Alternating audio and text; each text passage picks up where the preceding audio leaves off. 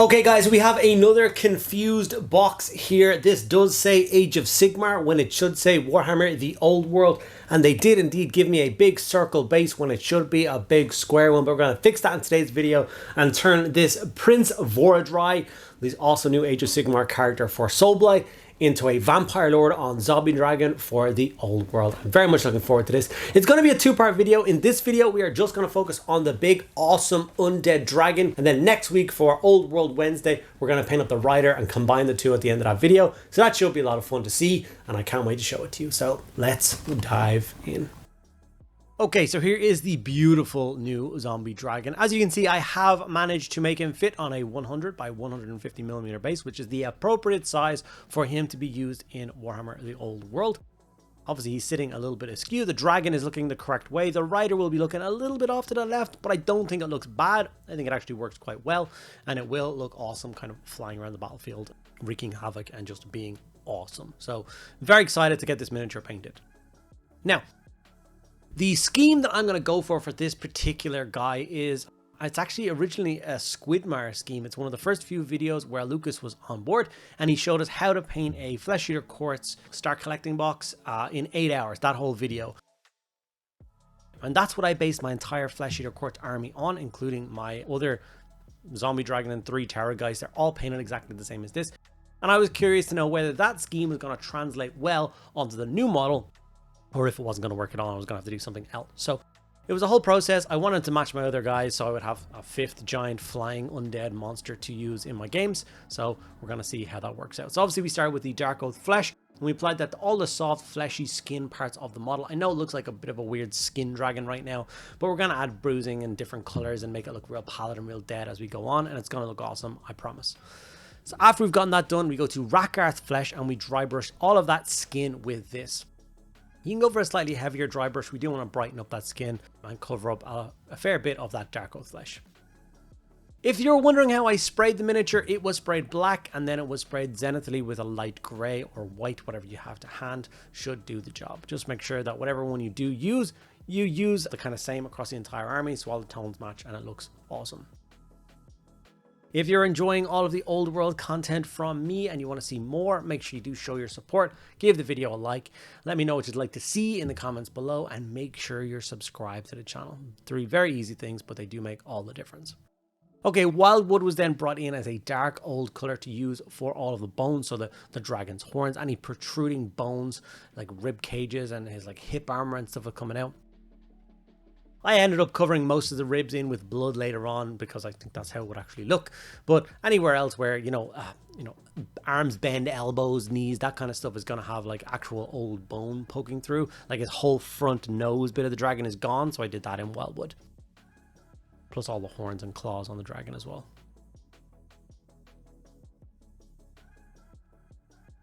From here, we have Carrienberg Crimson. So this is where we are going to start to add a bit of that bruising, make that skin look kind of old and gross. So anywhere where there should be distressed skin. So obviously I'm going to feed it into all the sores. We're going to go in with blood with the sores later on.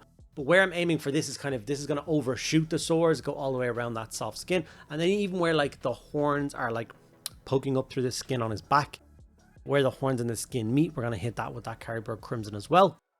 Ankles, wrists, sore spots, all those kind of bits and pieces. Anywhere where there's some distressed skin, marks, scratches, cuts, you can kind of go a little bit overboard with this and it won't look bad at all. It looks awesome. It really does add a nice flair to the skin.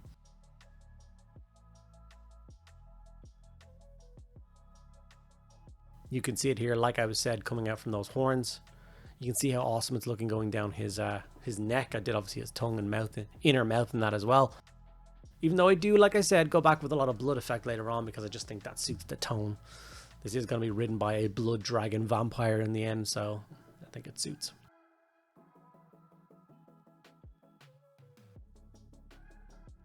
That skin is already starting to look gross and awesome. So we're going to jump over to Pallid Witch Flesh now, and we're going to go for another dry brush, much lighter than the first one that we did, and we're going to apply this to the entire dragon again.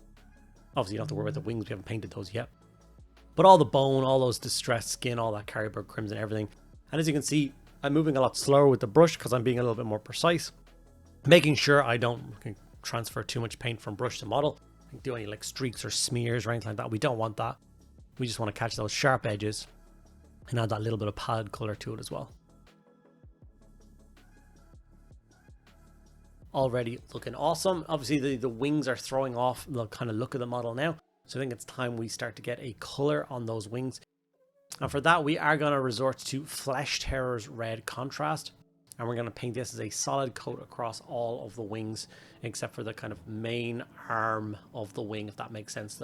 The arm that comes off of the shoulders of the dragon and runs down the main kind of membranes. But the rest of it, we're going to hit with a solid coat of Flesh Terror's red. Taking my time not to hit any of that distressed skin that we've already done. Obviously that skin is almost done and it looks really nice, so we don't want to hit it with a bright red color. It will just stain horribly and it will be a nightmare to try and fix. So just take your time.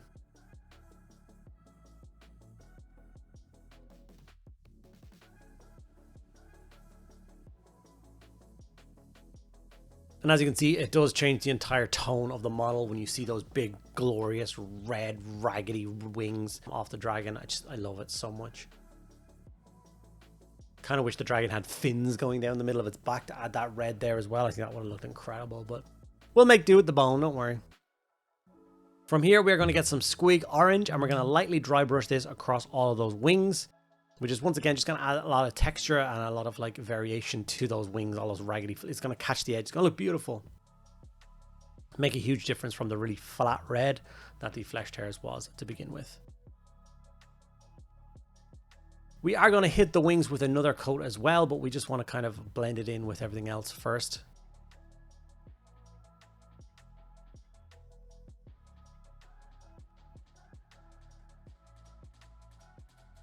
As you can see, it's adding a little bit more of a kind of warmer texture to the wings, and I think that really works. Okay, some brown texture paste from AK, which is what I use for all of my old world armies apart from Tomb Kings, to help them all blend in, so I can do one nice, beautiful, kind of traditional looking old world table, and all the armies can get placed on top of that and look awesome and look like they belong. Being careful not to mash the wings when you're doing this. Getting it in around his feet is kind of a pain in the backside, but you can make it work. Just be careful. Keep swapping your tools for smaller and smaller ones as you get to more kind of intricate details, and you should be fine.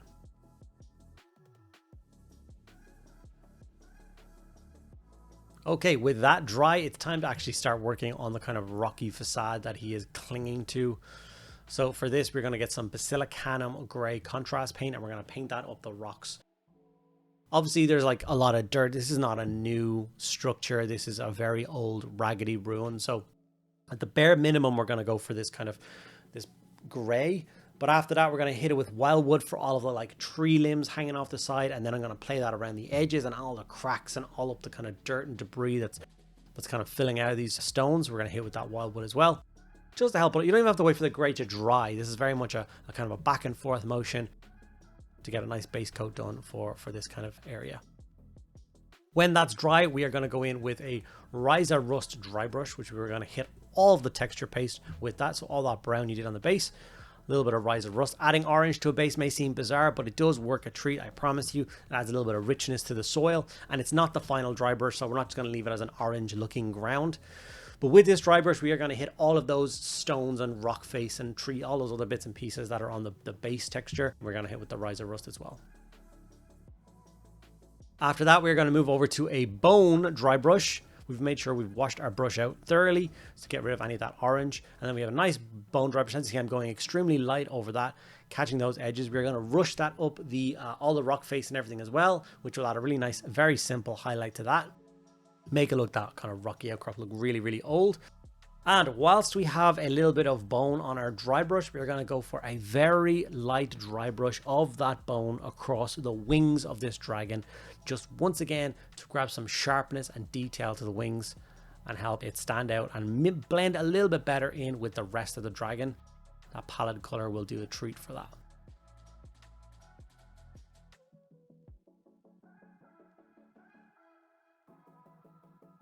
This model is slightly a nightmare to record. Obviously it's big, it's kind of gangly, it's in a million different directions. Trying to hold it in focus and under the camera, it's a bit of a pain, but we managed to get enough decent shots to pull a video off, I think. Okay, now we are going to go in for all of those sores and gross bits, and we're just going to go for an awesome coat of Blood for the Blood called Technical Paint from Games Workshop, and just feed it all in there. This is once again playing to the idea of it being a super old undead dragon. I know it probably shouldn't have gouts of fresh blood. It should be really old and decayed and dried, but his intestines are still spilling out of the dragon and everything. So maybe it's not as old a dragon as maybe other vampires ride. Maybe it was a fresh kill. A huge battle against high elves ensued, and he raised this one from the dead, mounted it, and is now riding across the old world, causing havoc. Very Game of Thrones-esque. Where did those chains come from? But this does add a really nice kind of pop of color. And like I said, it helps blend the red of the wings in with the rest of the model.